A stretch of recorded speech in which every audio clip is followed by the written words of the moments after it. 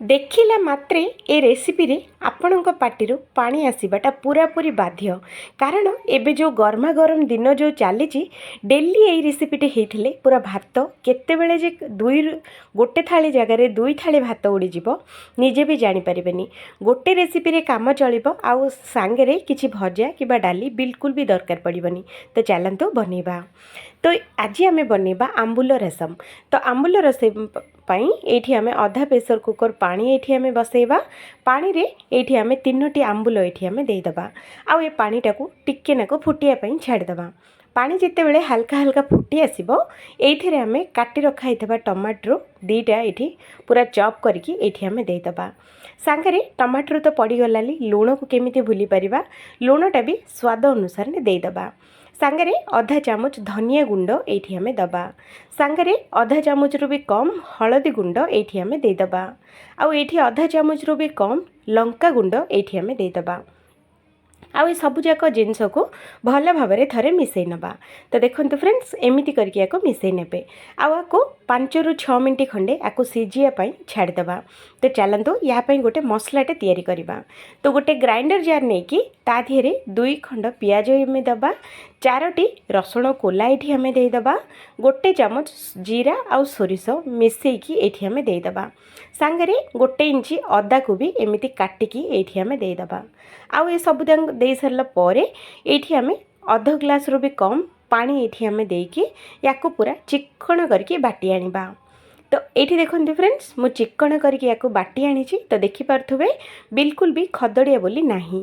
ତ ଏ ବାଟି ରଖା ହେଇଥିବା ମସଲାଟା ଏବେ ଦେଖନ୍ତୁ ଆମ ରସମଟା ଭଲ ଭାବରେ ଫୁଟି ଆସିଲାଣି।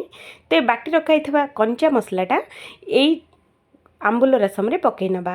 ଆଉ ଜାର୍ରେ ଟିକେ ନାକୁ ଯେଉଁ ଆମର ମସଲାଟା ଲାଗିଥିଲା, ତ ଜାର୍ରେ ଟିକେ ନାକୁ ଧୋଇକି ଅଧ ଗ୍ଲାସ ପାଣି ଏଇଠି ଆମେ ଦେଇଦେବା। ଆଉ ଆକୁ ଭଲ ଭାବରେ ସିଝିବା ପାଇଁ ଛାଡ଼ିଦେବା। ଏ କଞ୍ଚା ବାସ୍ନାଟା ଯେମିତି ପଳେଇବ। ତ ଆକୁ ଗୋଟେ 5 ମିନିଟ୍ ସିଝେଇବା। ତ ସେଇ ଭିତରେ ଚାଲନ୍ତୁ ୟାକୁ ଗୋଟେ ଛୁଙ୍କ ଦେବା। ତ ଛୁଙ୍କ ପାଇଁ ଗୋଟେ ତଡ଼କା ପାନ୍ ନେବା, ତା ଦେହରେ 2 ଚାମଚ ତେଲ ଏଇଠି ଆମେ ଦେଇଦେବା। ଆଉ 1 ଟିସ୍ପୁନ୍ ଏଇଠି ଆମେ 5 ଫୁଟଣରେ ଜିରା, ସୋରିଷ, ମେଥି, ପାନମହୁରି ସବୁକିଛି ଥାଏ। ତ ସେଇଥିପାଇଁ 5 ଫୁଟଣ ହିଁ ଦେବେ। ଆଉ 1 ଶୁଖିଲା ଲଙ୍କାକୁ ଏମିତି ଛିଡ଼େଇକି ଏଇଠି ଆମେ ଦେଇଦେବା। ଜିରା, ସୋରିଷ, 5 ଫୁଟଣ ଆଉ ଆମର ଶୁଖିଲା ଲଙ୍କାକୁ ଭଲ ଭାବରେ ଫ୍ରାଏ ହେବା ପାଇଁ ଦେବା। ଯେତେବେଳେ ଭଲ ଭାବରେ ଫ୍ରାଏ ହେଇଯିବ, 1 ଛୋଟିଆ ମିଡ଼ିୟମ୍ ସାଇଜ୍ର ପିଆଜକୁ ଏଇଠି ଆମେ ଚପ୍ କରିକି ଦେଇଦେବା। ସାଙ୍ଗରେ ଅଳ୍ପ ଟିକେ ନାକୁ ଭୃସୁଙ୍ଗା ପତ୍ର ବି ଏଇଠି ଆମେ ଦେଇଦେବା। ଆଉ ଆକୁ ଭଲ ଭାବରେ ମିକ୍ସ କରିବା। ଯେଉଁ ପର୍ଯ୍ୟନ୍ତ ପୁରା ସ୍ଲୋ ଫ୍ଲେମ୍ରେ ପୁରା ଗୋଲ୍ଡେନ୍ କଲର୍ ହେଲା ପର୍ଯ୍ୟନ୍ତ ଆକୁ ଫ୍ରାଏ କରିବା। ଯେତେବେଳେ ଏମିତି ଗୋଲ୍ଡେନ୍ କଲର୍ ଫ୍ରାଏ ହେଇଯିବ, ଏଇଠି ଆମେ 1/2 ଟିସ୍ପୁନ୍ କାଶ୍ମୀର ଲଙ୍କା ଗୁଣ୍ଡ ଏଇଠି ଆମେ ଦେଇଦେବା। ଆଉ ଗ୍ୟାସ୍ଟାକୁ ତୁରନ୍ତ ବନ୍ଦ କରିଦେବା। ଆଉ ଆମର ଆମ୍ବୁଲ ଚାରୁରେ ଏଇ ଛୁଙ୍କଟା ଆମେ ଦେଇଦେବା। ଦେଇ ସାରିଲା ପରେ ଏଇ ଛୁଙ୍କଟାରେ ଟିକେ ନାକୁ ସେଇଥିରେ ବି ନେଇକି ଆକୁ ଛୁଙ୍କଟା ଏଇଠି ଆମେ ଦେଇଦେବା। ଦେଇକି ଆକୁ ଭଲ ଭାବରେ ଗୋଳେଇ ନେବା। ଫ୍ରେଣ୍ଡସ୍, ଏଇଠି ଖଟା, ରାଗ, ଲୁଣ ସବୁକିଛି ବ୍ୟାଲେନ୍ସ କରିବା ପାଇଁ 1 ଚାମଚ ଏଇଠି ଆମେ ଗୁଡ଼ ଦେବା। ଯଦି ଗୁଡ଼ ନାହିଁ ତ ଚିନି ବି ଏଇଠି ଆପଣମାନେ ଦେଇପାରିବେ। ସାଙ୍ଗରେ ଟିକେ ନାକୁ ଧନିଆ ପତ୍ର ବି ଏଇଠି ଆମେ ଦେଇଦେବା। ଆଉ ଆକୁ ଭଲ ଭାବରେ ଗୋଳେଇ ନେବା।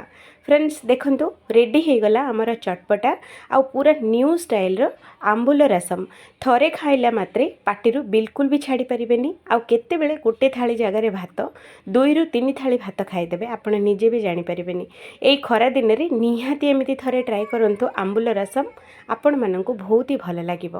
ଏଇ ଭିଡ଼ିଓ ଦେଖିଲେ ମାତ୍ରେ ହିଁ ନିହାତି ବନାନ୍ତୁ। ଆଉ ହଁ, ଦୟା କରିକି ଚ୍ୟାନେଲକୁ ସବସ୍କ୍ରାଇବ୍ ଆଉ ଭିଡ଼ିଓକୁ ଗୋଟେ ଲାଇକ୍ କରିବାଟା ଏକଦମ ଭୁଲିବେନି। Thank you for watching. ଆଉ ଥରେ ଦେଖାହେବ ଆଉ ଗୋଟେ ନୂଆ ଆଉ ଗୋଟେ ଫ୍ରେଶ୍ ଭିଡ଼ିଓରେ।